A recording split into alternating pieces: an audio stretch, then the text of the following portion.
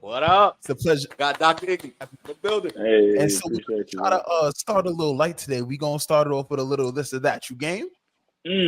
What you got? All right, cool. So let's get it going. Favorite playlist: Afro beats or hip hop? Afrobeats, come on. Okay, calm. All right, favorite artist or favorite tier artist? Drake or Kendrick? Drake. Hey! He's gonna kill me tonight. Sorry. Come Even though I'm on. in LA. That's what I was thinking. Okay. Favorite But he non-medical moving, so he good. Favorite non-medical hobby? Basketball, playing basketball. Calm. Vacation day or beach trip? Beach trip. What would you say is your favorite way to decompress after a long day? Film a video where I'm duplicate myself at the garage of my apartment. Okay, I know the ones you talk about. Okay. He a pro. That's funny. We're gonna need some tips on that, bro, by the way. Later Yeah, on. just Let's a little something. Yeah. Let's get it. Get the moves, you know what I Hey. mean? See, you talked about basketball. So you in LA right now. So Lakers or Clippers? Lakers for sure. Okay. Favorite bone to fix? Femur. I like that. Mid shaft. Ooh. Oblique. Okay.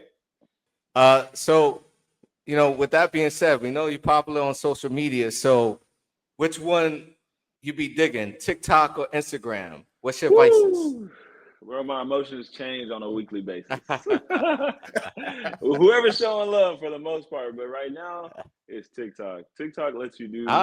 You can just be yourself, man. TikTok, you can actually be yourself. You don't have to be so curated. The way TikTok is showing mad love to Dr. Iggy, yeah, we want some of that same love for the lounge. If you've been feeling the vibes, don't miss a beat. Subscribe to SNMA Presents the Lounge on all streaming platforms so you can stay plugged in to all the real and unfiltered convos that we're having. We're talking everything from current events to personal journeys, all through a health-centered lens with perspectives from every stage of the journey, from pre-med to resident. Trust, you don't want to miss what's next. And with that, let's tap back into the episode. What's up, everybody, and welcome to Kicking It in the Lounge, the podcast where we keep it real, we keep it light, and we kick it with the folks behind the mission of the Student National Medical Association. I'm your host, Jared Jeffrey, and I'm joined today by my co-host, Dr. Aldwin Sumare, and we have a very special guest in the building, a man who needs no introduction, Dr. Iggy. And today we've got something special for you. And trust me, you don't want to miss this conversation. Whether you're here to learn, laugh, or just vibe, you're in the right place. So grab a seat, relax, and let's get into it.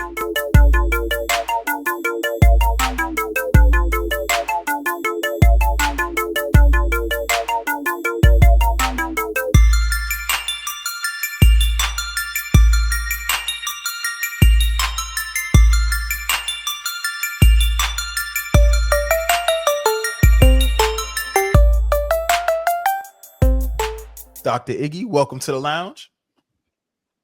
Thank you. So let's get right into it. Tell us a little bit about yourself and the beginnings of your medical journey. What was undergrad like? Where'd you go for medical school? And what that point in your life was like? Yeah, sure. Just at baseline, I'm from Dallas, Texas. I'm number 5 of 6 kids. I'm the first boy. I got 4 older sisters. I'm the 3rd doctor. And I'm preceded by 2 very pristine students. So I would say, you would think that there's a pressure for me to pursue medicine, but I'm Nigerian, so I had 2 other options: to be a lawyer or engineer. And believe it or not, my whole life I wanted to be an engineer. So I went to college with the pursuit of being an engineer, but I wasn't the best student in high school, so I got waitlisted to my college, which was Texas A&M University in College Station. I got there off the wait list. Only about 20% made it off the wait list. As soon as I got there, all the majors were full. And so I really had to hustle to get into the major I wanted, which was biomedical engineering. And so I hustled my freshman year. I get there. I mean, it's a PWI. And at the time, I think there's maybe 3% Black people there. So I Wow. remember, like, I kind of tracked it. Every day I would see maybe one new Black person a day. In my weed out classes, my chemistry, my bio, 300 people, I was often the only Black male. There were Black females, though, not many, but I was the only Black male. And it was so bad I wanted to transfer my first semester, to be honest. And after my first semester, I found a group of people that, some look like me, but at least I could rock with. And so at the same time, I locked in and was trying to get into my major, biomedical engineering. But I went to my counselor, who basically told me, before even opening my transcript, she told me, oh, every major I mentioned, she's like, oh, it's really hard to get into that one. It's really hard to get into that one. And I was so discouraged. By the end of the meeting, she opens up my portfolio, and I had all A's except for one B. And she was like, oh, actually, maybe you do have more options. But I'm not going to lie, I was so discouraged by that time. I left, and I called my two sisters, one who was already in medical school, one who was pursuing medical school. And they both told me, hey, bro, you should just reconsider your major. Both of them were kinesiology or sports science majors. And they were like, you need to separate your hobbies from your passions. And in that moment, I kind of realized maybe my infatuation with like technology and engineering was a hobby, not a passion. And I basically, after that, really did some soul searching. I prayed about it. And God gave me an epiphany that the human body is just like a machine, except just unlike a machine, the human body has a soul. So there's many analogous things that the human body has, batteries, blood vessels, energy, electrical wiring, neurons, mechanical aspects, joints, and bones. But the human body has an eternal aspect. So I did a summer program. Y'all probably remember summer medical and dental enrichment program back in the day. That was, they pay you to go somewhere. Bro, it was amazing. I went there, and my love for medicine was confirmed. I was at Case Western. And all that epiphany was confirmed. And so I went hard for medical school, and ended up, doing a lot in college. Was an RA, played basketball with the women's basketball team. I played against them. There ain't no Joanna. Ain't no Joanna over here, bro. Chill. No, but they won. Side note. They won, bro. Hey, chill. Hey, cut that out. No, I'm kidding. No, but they won, and I just found passions in a lot of things. And then I applied to medical school. I ended up going to UT Medical Branch, where my big sister was. And multiple reasons I went there was because I did a summer program there. I felt there was a comfortable, enriching, supportive environment. And so I went there. It was also one of the most diverse med schools in Texas at the time. So I went there with my sister, and that's where I found my passion for orthopedic surgery, because I feel like even though I still had that nick and knack for engineering, I feel like ortho was the closest thing to it. And I started to grind for ortho. All along the way, I was told ortho is the hardest thing. Oh my gosh, it's the hardest thing to match into. You got to basically be perfect. And so I pursued perfection. I was not perfect. And so I just continued to pursue perfection, pray, and ask God for guidance. And he never took the desire to do orthopedics away. So I went hard at it. I did a lot of things earlier than recommended.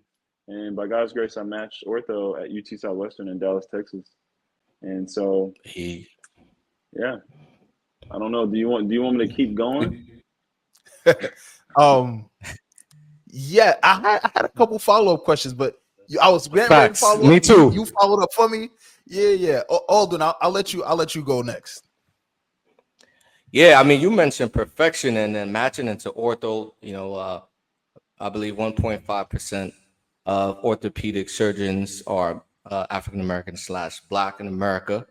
And in the midst of pursuing perfection, I do see it in a lot of my homies that's in the field of orthopedics. You're viewed as imperfect, or not as good or talented enough in many of the spaces in orthopedic surgery, at least from what I see from the outside looking in. There's a perception of Black people in the field.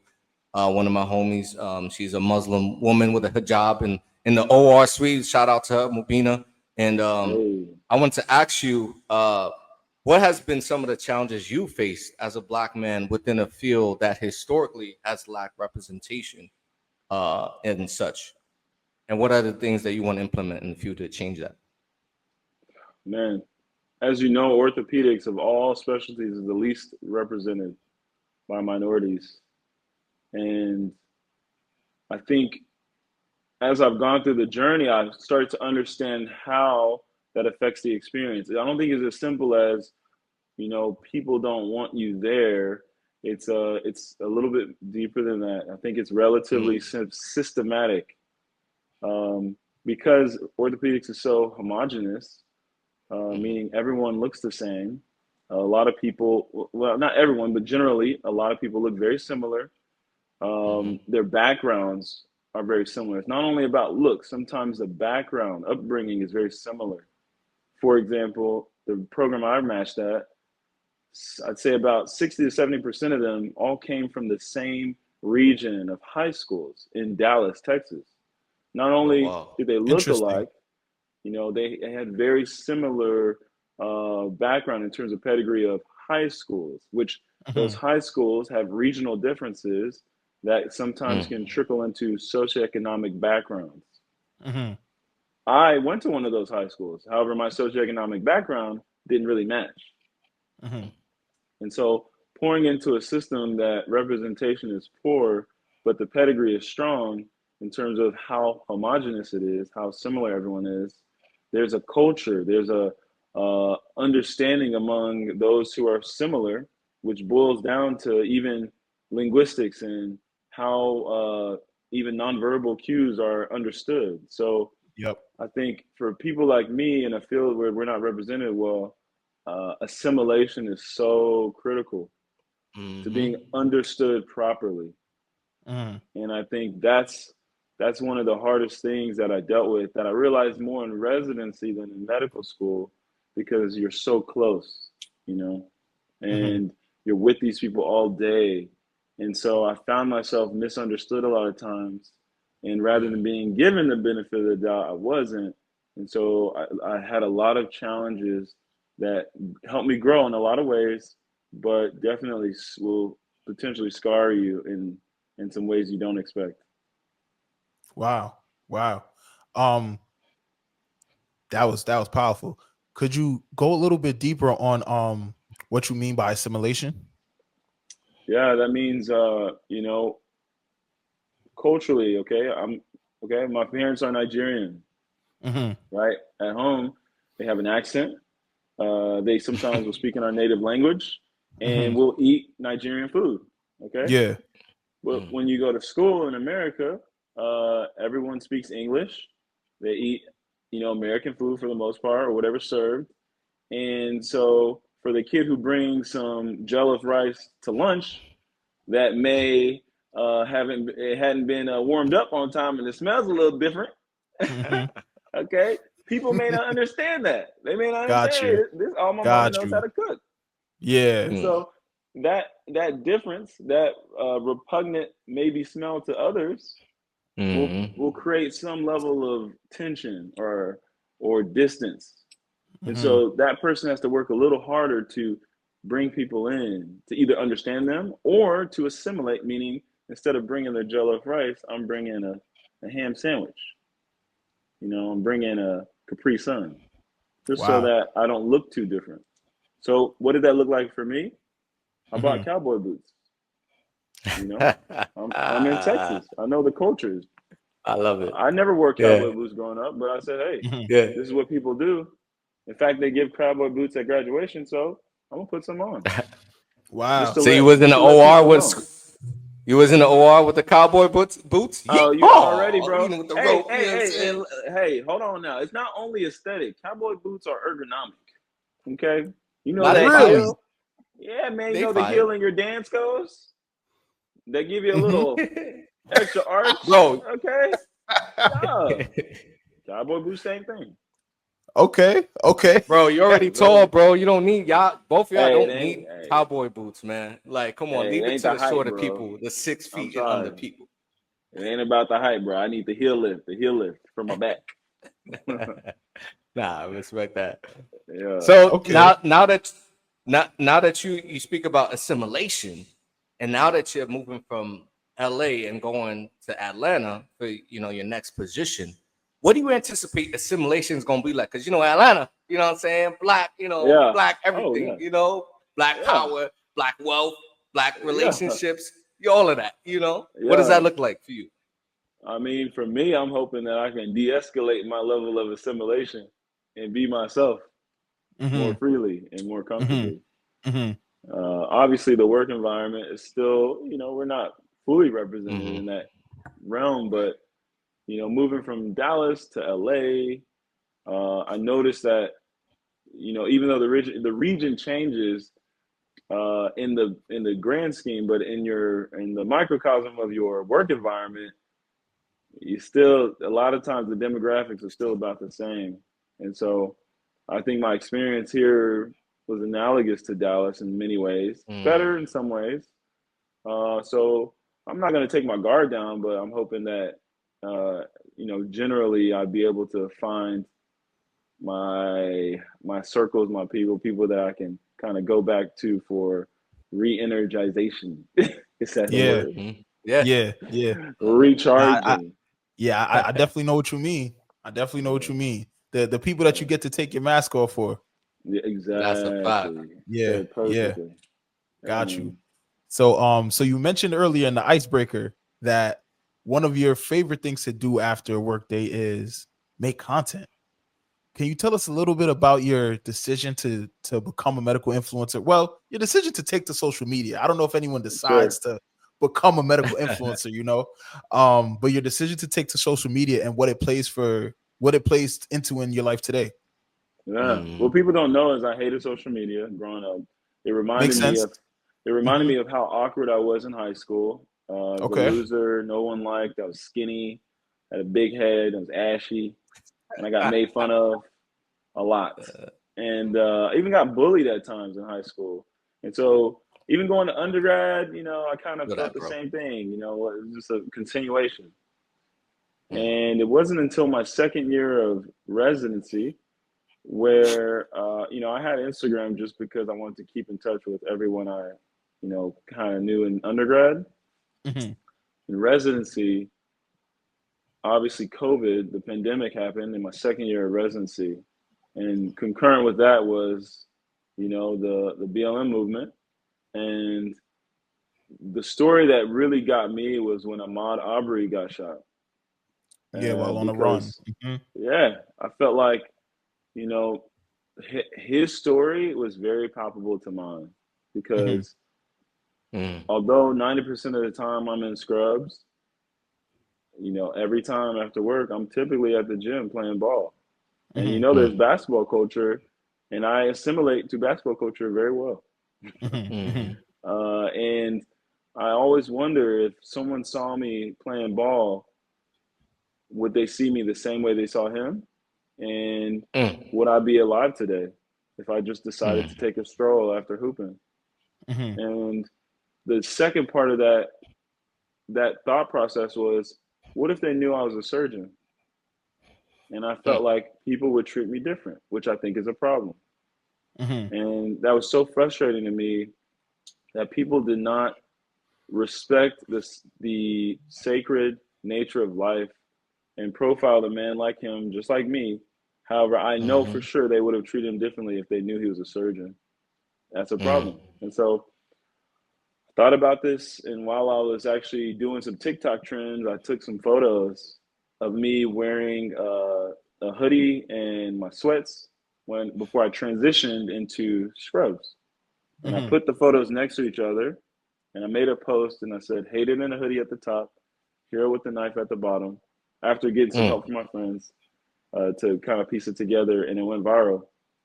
And it went viral to the point of, celebrities resharing it, and even People Dope. Magazine reached out to me to give an That's interview. fire. Wow. And That's so I fire. didn't, mind you, I didn't really care for social media. I wasn't trying to be popular or something. It was just more, Mhm. I really just had this, I had this conviction, and I felt like my work environment wasn't necessarily inviting that type of stuff. Uh-huh. So I felt like I Mm. had some safety on social media to just express it there, and I did. And through doing that, I found a whole community of people who supported me. They were like, "Hey, bro, keep going." You know, they speak life over my career, and so I just continued to feed into that. And in turn, I would meet people who were encouraged by my content, and so it was just a cycle, a synergistic cycle, and I just stayed. That's fire.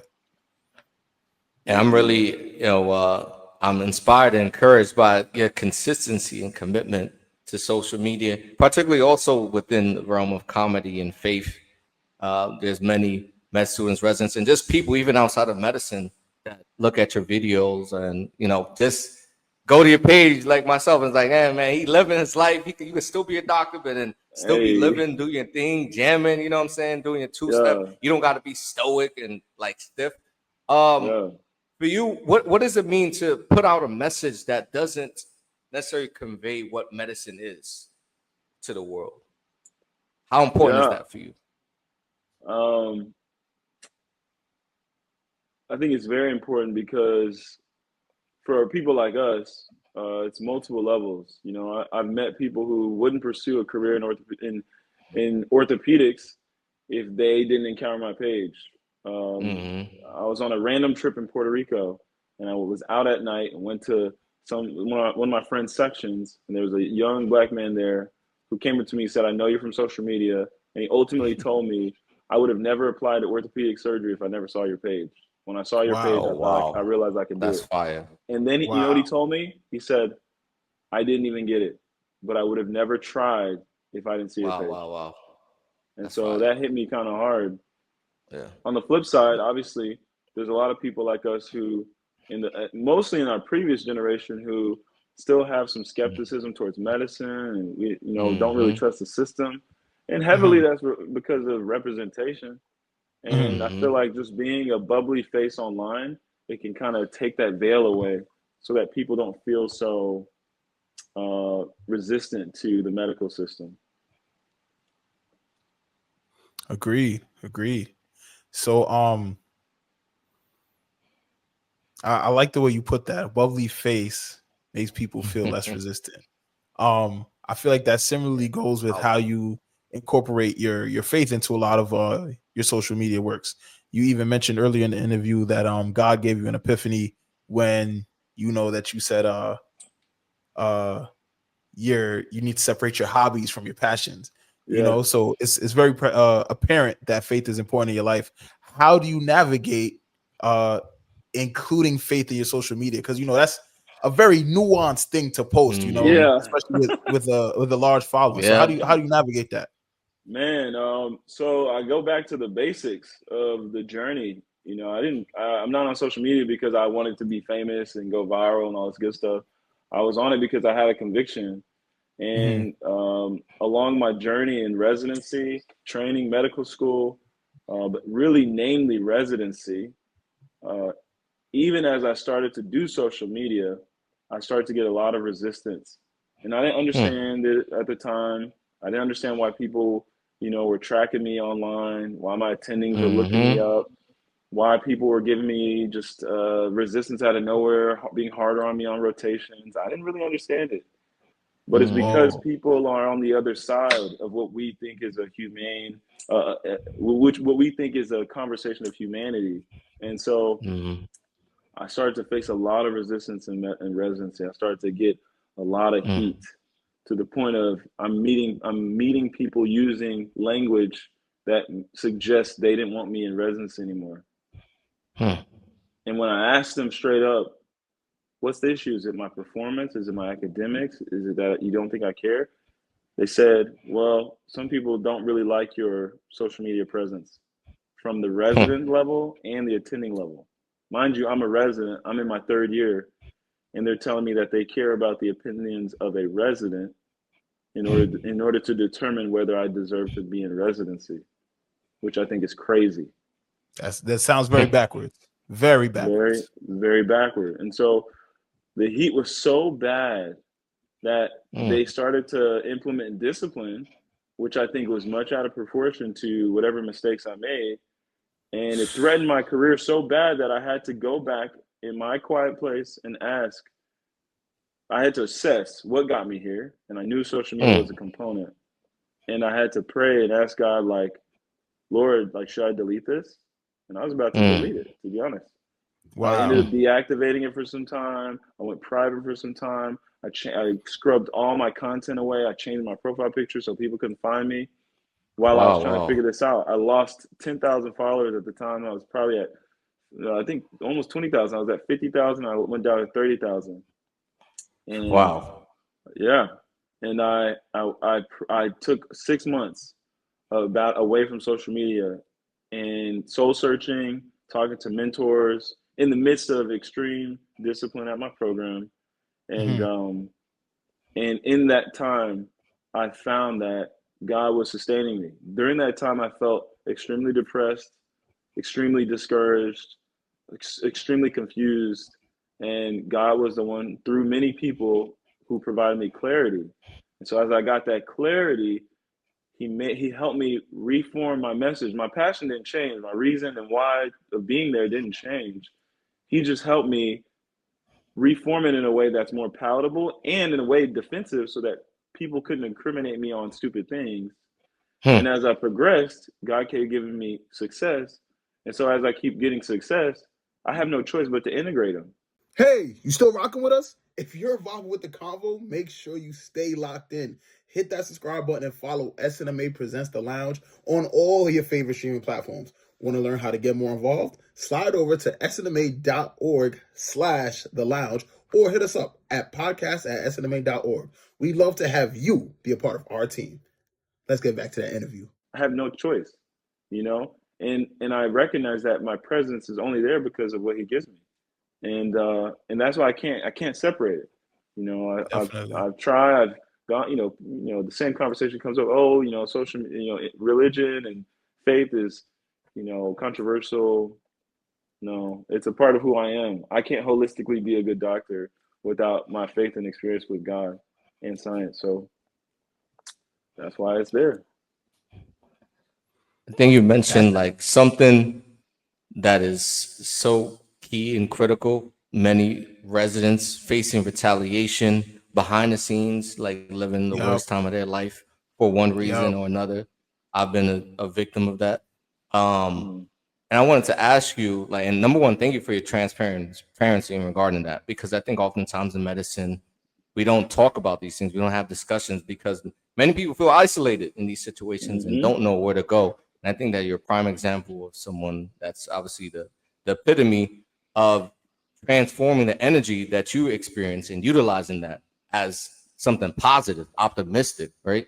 But regardless, what I wanted to ask you is that in the midst of you going through those challenges, you know, what was one thing that you learned about yourself? I wanted to ask you in regards to just navigating that, because there's so many directions you can go with that, right? Like some people, they'll go into a situation of retaliation. I'm gonna retaliate back, or like I had somebody who sued their program. Like you have so many situations that could happen from, and it's so scary. You work so hard to get into this position, and as hard as you work to get in this position, it's so easy to lose it in a minute, literally off of an Instagram post. So how did you navigate that? Man, the first root is humility. In the midst of an attack, it's easier to retaliate. It's harder to humble yourself and promote a level of introspection. Luckily, at that time, I realized the system is broken to a degree, and I thought I was also broken. And I realized I kind of was. I realized that there were things that I was not doing that was perfect. So I had to be hypercritical of myself in that moment without destroying myself. And that was a very hard balance because we're high performing people. We're very critical of ourselves by nature. That's what got us here. And so I had to have a level of humility and criticism of myself without destroying myself. And through that, I learned the truth that the system is broken and that we are misunderstood. and that a lot of things may be tagged on us in terms of whether we care, don't care, whether we are intelligent enough to be there, XYZ. And I realized this verse is really what kind of took it away from me. It's 2 Timothy 2:15. It says, study to show thyself approved. A workman need not be ashamed, rightly dividing the word of truth. What that means to me is you study for yourself. You're not studying to impress your attending, because your attending may be evil at heart. They can be. Mm-hmm. And even when you're right, even when you're on the right direction, they may discourage you from progressing in the right direction using their authority. And so you have to study for yourself to show yourself you're approved. You have to study. You have to study for the surgery yourself. You need to look at the anatomy yourself so that you know it for yourself. It's a broken system. It should not be that way. But to a degree, you got to do that. That's the way you protect yourself. And then the next line says, a workman need not be ashamed, rightly dividing the word of truth, which means you have no shame when you've properly studied and prepared. You now, opposite of shame, you have confidence. You don't need to be ashamed. Now you have confidence. And then the last thing says, rightly dividing the word of truth. And so some would take that as the word of truth is the Bible, the word of God. I don't see it that way. A part of the epiphany was God helped me understand how science is just an explanation of how great he is. And any science you study in worship to God is truth. And so if you rightly divide a word of truth, which can be your Netter's book or your orthopedic anatomy book, then you need not be ashamed. And so that's why, like, even the Bible says that we can look at a tree and know that there's a God. I can look at the human body and know that a God crafted this thing perfectly.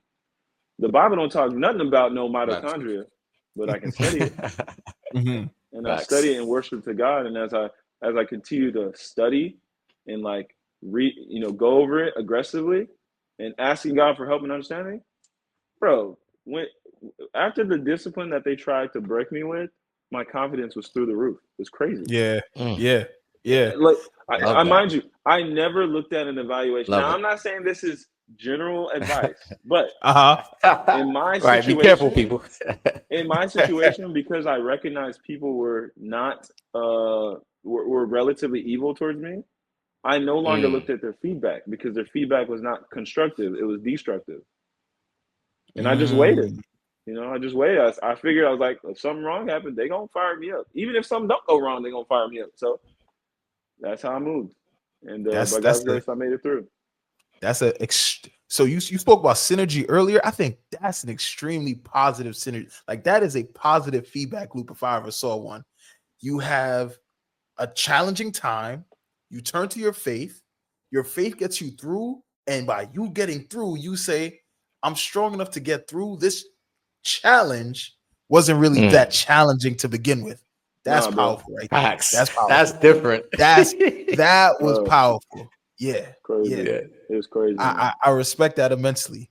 So you spoke about the imperfections of the system and the ways that it needs fixing, right? It needs some adjustment. There are things that could be better. Could you give me like just 2 or 3 things that you think could be tweaked that would yield better outcomes for all? Yeah, sure. For example, in medical training, I do surgery. So a lot of surgery is hands-on. I see, I played basketball growing up. And I think doing surgery and being a part of a surgical team is like being on a sports team. Everybody's good at something. At the end of the day, every surgeon will have to be a leader in a room and coordinate a team. However, as you grow as a department, as you grow as a surgical team, a junior, a senior, an attending, I think you're only as strong as your weakest link. And I think what's broken in the system is that the medical training is very subjective. Yes, there are objective exams, but there are a lot of subjective things where people say, I don't think you just have it. I don't think you're displaying the proper level of knowledge. The only way to truly know that is if you standardize all the questions you ask everybody. And you standardize the level of training. Now, obviously, we're human. That doesn't always work. We're all very different.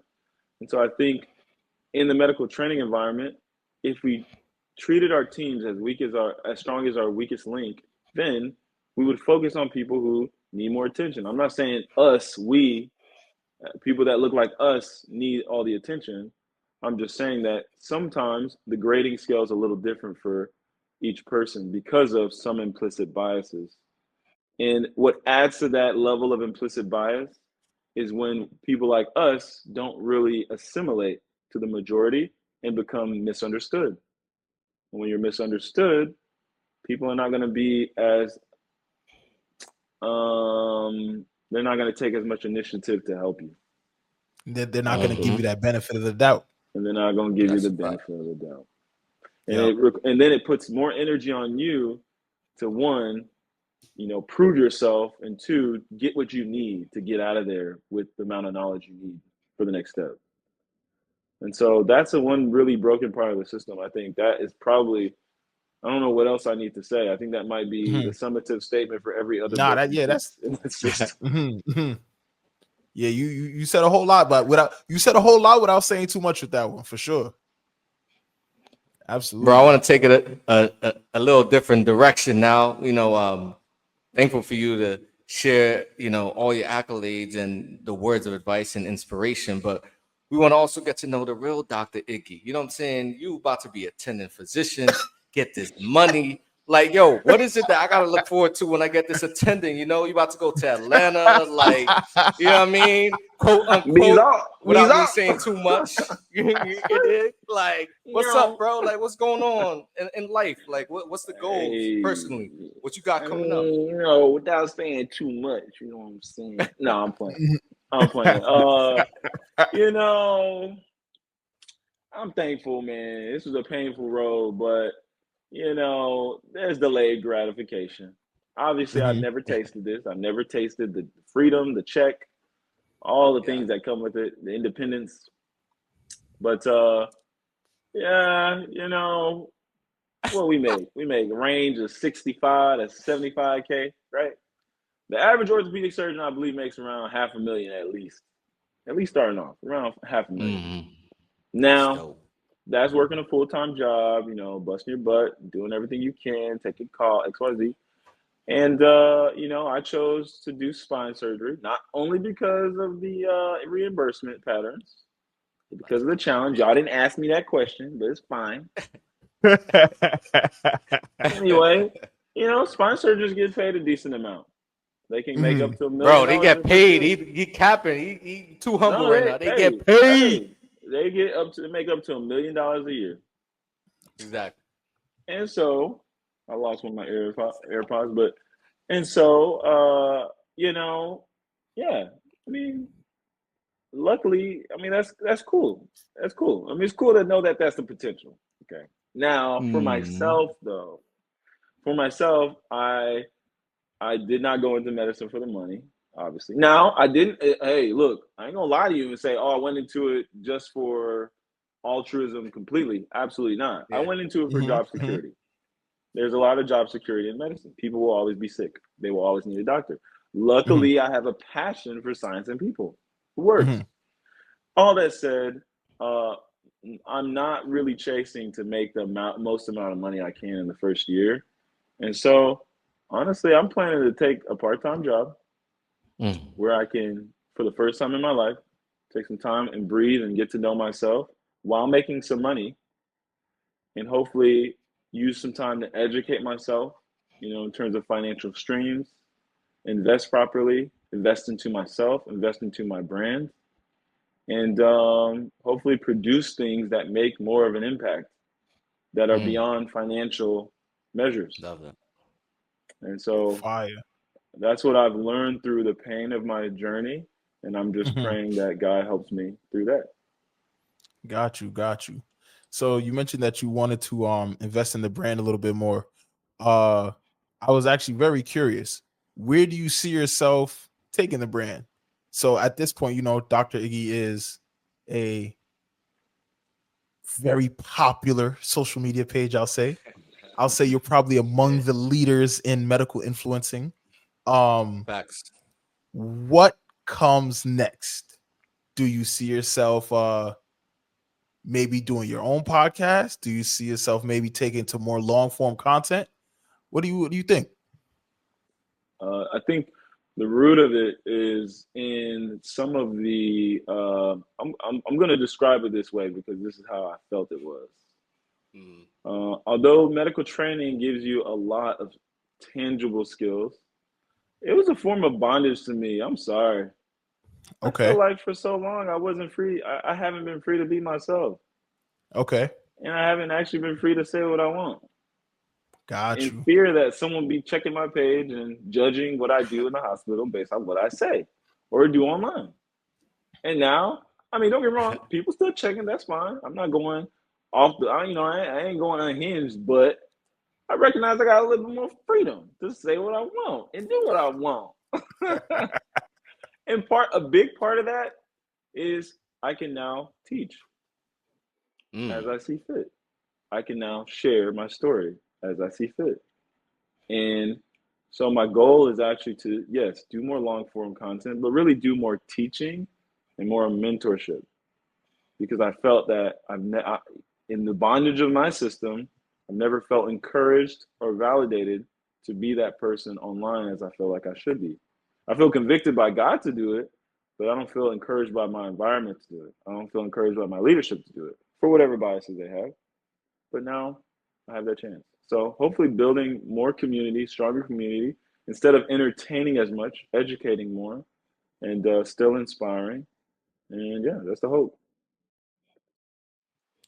I love that. I feel like everyone listening, tapping in, that's exactly what we aspire to do when we come into the medicine is inspire and impact our communities. And you're doing a tremendous job of that. But Appreciate that. I'm going to have to ask this question, bro. There's a lot of inquiring minds. I feel like he already know what's coming. Look at him. Look, he know what's coming. He already know what's coming. There's people hitting me up like, yo, what's up with Dr. Iggy? Do we got a shorty? Like, is he in a relationship? You know what I'm saying? Oh, I'm like, man. I don't know, bro. But yeah, they asking, so they want to know what's up with you and we how need they can get one at you. And I know we you need got a lot one of line the for the DMs streets. packed out. One line for the streets. We got a if they question. catch Yeah, you, I'm sorry, bro. if they catch you outside, yeah, and they approach you, if you catch me outside, you cannot approach me. He said, "I'm too fired." Oh, I'm old school, man. Don't approach me, man. I approach her. That's one part of it. Got it. This guy different. Okay. He was raised Don't correct. approach me. I'm old school. He was raised correct. So what's the second part? The second part is I'm actively searching. I'm actively, I believe that God put me on earth to be married and have kids one day. So yeah, I'm trying to reach that goal. Yeah, I am not married yet. But wait, you got it. Wait, it looked like that's a ring. He got rings everywhere but the ring he fingers. Playing around. He got mad he rings got them on, everywhere bro. but the ring. Everywhere but the ring fingers. You got to catch it. If you ain't catch this it, is the right hand. It's my right hand. Yeah. So I might, I post this all the time. I say one day I'm just gonna pop out and be engaged. I feel like your followers are scared that day is sooner than later. It is sooner than later. That's a fact. For sure. Absolutely. I pray that into existence. I like that one. Yeah. That's all y'all get. That's all we need. It's lovely. So before we wrap up, Dr. Iggy, I want to try something with you. What we're going to do, I want you to leave a question that we're going to give to our next interviewee. We don't know who that person is. We don't know what we're going to be talking about. Just leave a question.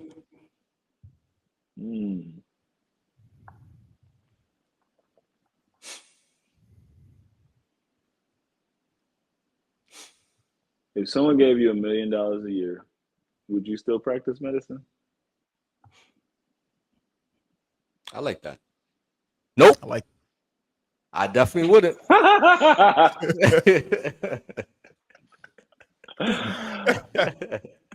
We gonna see. We gonna see. Fire. This has been a fantastic interview. Thanks Fire. so much, Dr. 100%. Iggy, coming out and kicking it with us in the lounge. Yes, sir. We appreciate you. This has Appreciate been you, brother. a very enlightening conversation. Very enlightening conversation. I'll give you a moment. Tell everybody where they can find you. I'm sure they know. It's been on the screen a couple of times, but say it one time for yourself. Hey, sure. What's up, y'all? My name is Dr. Iggy. I'm an orthopedic surgeon, about to graduate spine surgery fellowship. I make content for pre-meds and medical students and residents, focused on entertainment, inspiration, and education. If you're looking for me, you can just look up Dr. Iggy, D-R-I-G-G-Y, or Doc Iggy, D-O-C.I-G-G-Y on all my platforms. You should be able to find me somewhere, even if it's on Google. And the DMs Very are nice. closed. Don't forget, guys. Nah, the DMs is closed, man. It's over one, and the bots outdid y'all, man. Makes sense. All right. That's it for this one, everybody. Thank y'all for tuning in to this episode of Kicking in the Lounge. This has been our interview with Dr. Iggy. For my co-host, Dr. Alden Sumare, and myself, Jared What up? Jeffrey, we're signing out. Peace. Hallelujah.